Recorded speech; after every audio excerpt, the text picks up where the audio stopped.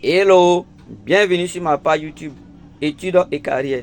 Ici, nous parlons d'études, de projets d'études ainsi que de carrière professionnelle. Il nous arrive parfois de nous demander, j'ai un diplôme en sciences, j'ai un diplôme en lettres, mais dans quel domaine je peux exercer? Et surtout en Afrique, on attend souvent, des gens disent autour de nous, après l'université, la seule débouchée qui est devant toi, mon ami, c'est l'enseignement. Alors pour faire tomber tout ce mythe-là, cette chaîne a été créée pour accompagner un bon nombre d'étudiants et un bon nombre d'élèves. Aujourd'hui, nous allons parler des projets d'études ainsi que des projets professionnels. Mais juste avant, j'aimerais dire quelque chose. Il faut savoir qu'aujourd'hui, le monde évolue. Et un monde qui évolue, quand vous n'avez pas assez d'informations, vous allez manquer beaucoup d'opportunités. Alors, j'ai une bonne nouvelle ce matin pour tous ceux qui sont étudiants, élèves, ainsi que travailleurs, qui désirent immigrer vers la France, le Canada. Alors, nous avons une structure crédible qui accompagne déjà un bon nombre d'étudiants. C'est la structure ECATIPO ECAM Consulting, qui vous accompagne en tant qu'élève et étudiant dans la réalisation de vos projets d'études en France ou au Canada. Cette structure a déjà accompagné un grand nombre d'élèves avec qui même j'ai fréquenté. Donc, cette structure est là pour vous aider à réaliser vos projets jusqu'à l'obtention de votre visa et tout. Ceux qui sont aussi travailleurs, cette structure-là vous accompagne au Canada ainsi qu'aux États-Unis. Cette structure-là accompagne également ceux qui désirent aller passer des vacances à Dubaï, dans ces endroits bien relax. Cette structure est là encore pour vous accompagner jusqu'à l'obtention de votre visa.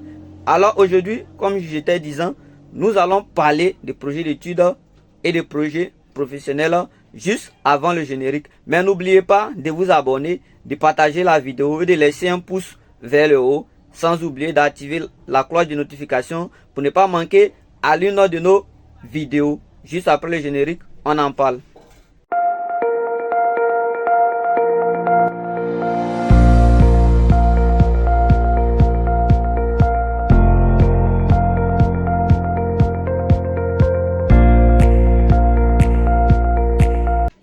Alors, de retour après le générique, aujourd'hui nous avons décidé de parler sur le sujet projet d'études ainsi que projet professionnel. Mais avant d'aborder le sujet, j'aimerais dire une chose que j'ai constaté beaucoup. Nous les jeunes Africains, nous avons de l'intelligence. Nous les jeunes Africains, nous avons de la force, nous avons de la vigueur. Vous savez. Mais ce qui nous manque, c'est l'ambition. Ce qui nous manque, c'est un grand rêve. Vous savez. Nous ne rêvons pas assez. Nous n'avons pas assez d'ambition. Nous ne visons pas loin. Vous savez, parfois, excusez-moi, j'ouvre une parenthèse, on a tout juste envie d'avoir un petit diplôme, travailler à la fonction publique, ainsi qu'avoir son petit salaire, sa femme, une petite voiture, un téléphone de luxe. Alors ça, c'est le rêve ivoirien. Alors qu'il y a beaucoup de challenges qui nous attendent, étant donné que nous sommes des jeunes, nous avons beaucoup de défis à relever. C'est pourquoi cette chaîne a été créée pour vous accompagner, pour vous aider. Alors, n'oubliez pas aussi de vous abonner. Vous savez, quand on parle de projets d'études et de projets professionnels, cela est un peu flou dans l'esprit de plusieurs personnes. Vous savez, en Afrique en général, nous allons à l'école, nous sommes formés, mais si nous remarquons bien, ce pourquoi on est formé, on ne nous dit pas. Ce pourquoi on est formé, on ne nous dit pas réellement. Et après avoir obtenu beaucoup de diplômes, nous sommes là, on a entassé assez de diplômes, on a collectionné beaucoup de diplômes, mais on a du mal à obtenir un emploi. Parce qu'au départ, on ne s'est pas préparé. Vous savez, comme on dit, celui qui veut aller plus loin, ménage sa monture. Alors, aujourd'hui, nous allons en parler. Nous allons en parler. Vous savez encore, comme je disais tout à l'heure, il faut rêver grand. Voilà, parce que quand vous ne rêvez pas grand, vous allez passer le temps dans les futilités. Vous allez passer le temps dans des choses inutiles. Et à la fin, vous allez regretter. Voyez, c'est pendant qu'on est jeune qu'on peut construire sa vie. Pendant qu'on est jeune, on peut construire sa carrière professionnelle. Depuis le lycée, je me rappelle bien quand nous étions au lycée, on faisait les exponentielles, on faisait les LN, on faisait les dissertations. Mais à chaque fois, on se disait que mais avec les exponentielles, avec les LN, mais c'est dans quel bureau on demande ça? Mais il a fallu plus tard pour qu'on puisse comprendre que cela nous aide vraiment beaucoup dans la société. Vous savez, mais le problème qu'on a aujourd'hui, à l'école, on ne nous enseigne pas ces choses. Alors je me suis dit, par exemple, aujourd'hui dans notre école en Côte d'Ivoire ou bien en Afrique, à partir de la classe de première, on pourrait même insérer le fait que chaque élève apprenne à rédiger une lettre de motivation. Chaque élève apprenne à rédiger un CV. C'est-à-dire c'est un programme qu'on insère dans notre éducation. Cela va aider. J'étais surpris quand j'étais encore au lycée et quelqu'un était je crois en BTS. Et il m'a envoyé, il m'a demandé de rédiger pour lui une demande d'emploi. Alors mais j'étais surpris. Vous voyez, mais tout cela est dû parce que nous ne sommes pas formés à cela. Nous ne sommes pas formés à cela. On bosse les formules, tout cela ce n'est pas mal, c'est très bien. Mais il ne faut pas passer tout le temps aussi en train de bosser les formules et arriver dans le monde extérieur, on ne peut rien faire. Pour moi, l'un des meilleurs investissements, c'est l'étude. Il ne faudrait pas abandonner l'étude. Mais en même temps qu'on fait les études, il faut savoir là où on va. Parce qu'il y a un adage qui dit, le plus important, ce n'est pas de là où on vient, mais plutôt là où on va. Donc le plus important, ce n'est pas d'où on vient, mais où on va.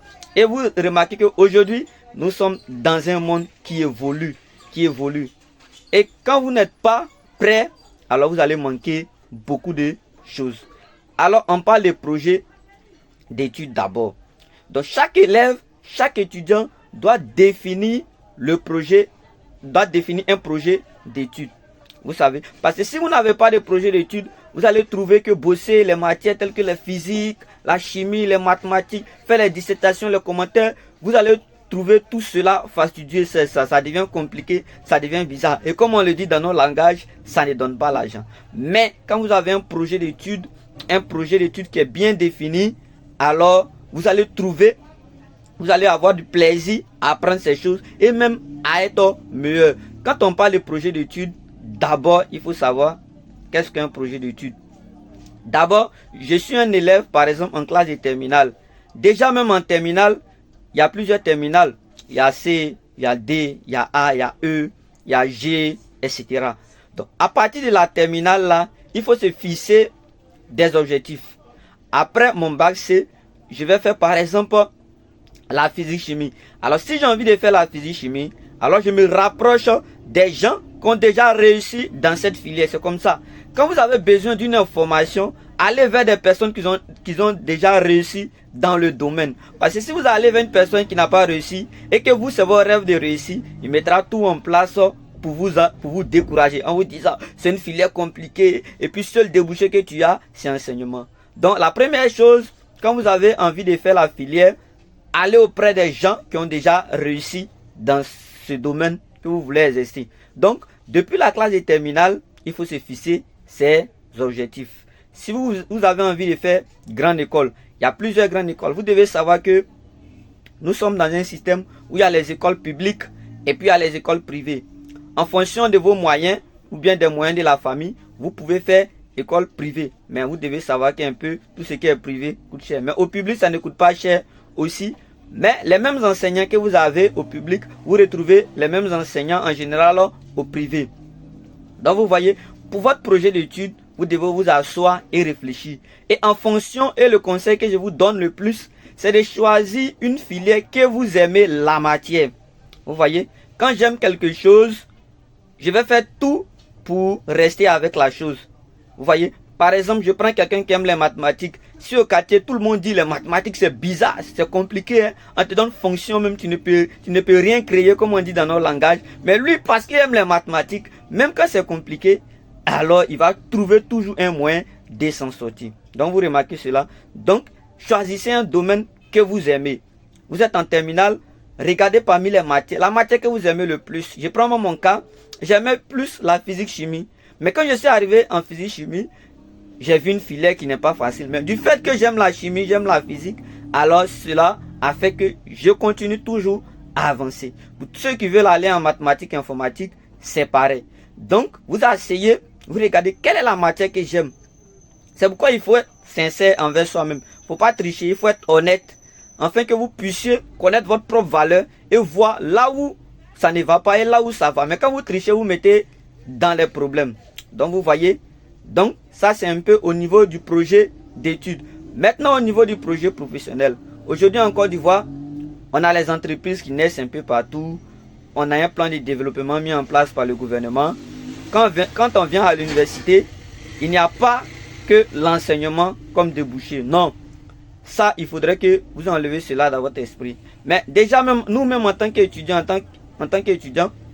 en deuxième année, vous avez remarqué que parfois même on ne sait pas qu'est-ce qu'on va faire. Vous voyez, j'ai dit tout à l'heure, vous serez demain ce que vous avez préparé aujourd'hui. Donc il faut s'asseoir, il faut réfléchir, il faut s'informer.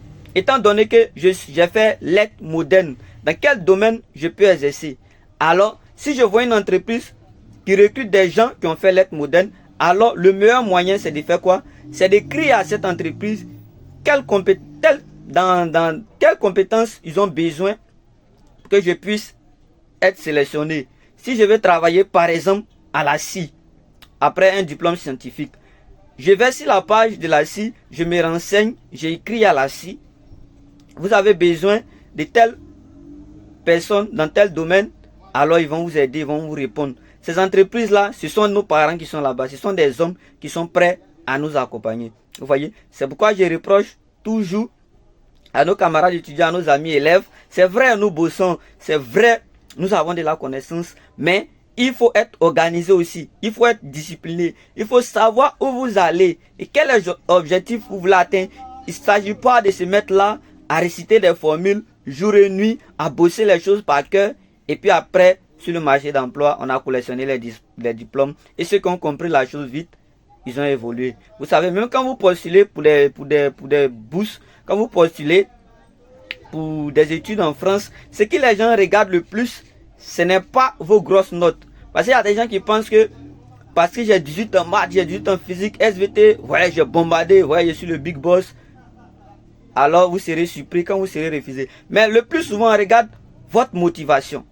Il faut être motivé. Ce que vous avez envie d'accomplir, il faut être motivé pour l'accomplir. Même si on ne m'accepte pas aujourd'hui, demain je serai là. Il faut avoir un projet d'étude cohérent. C'est-à-dire ce que vous voulez faire. Si vous voulez être, par exemple, chimiste, il faut se renseigner auprès des chimistes qui ont déjà réussi. Si vous voulez être professeur à l'université, allez tout droit vers ces professeurs à l'université. Ils sont là. Questionnez-les, cuisinez-les avec les questions. Ils vont vous répondre. Et ça sera même un plaisir pour eux, pour des gens.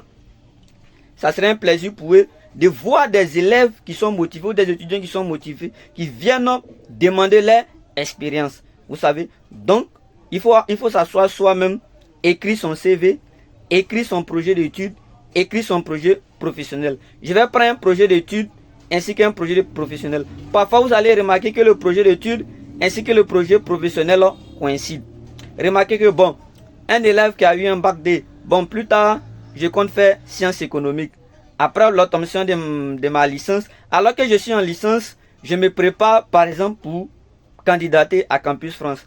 Après l'obtention de ma licence, alors je candidate Campus France.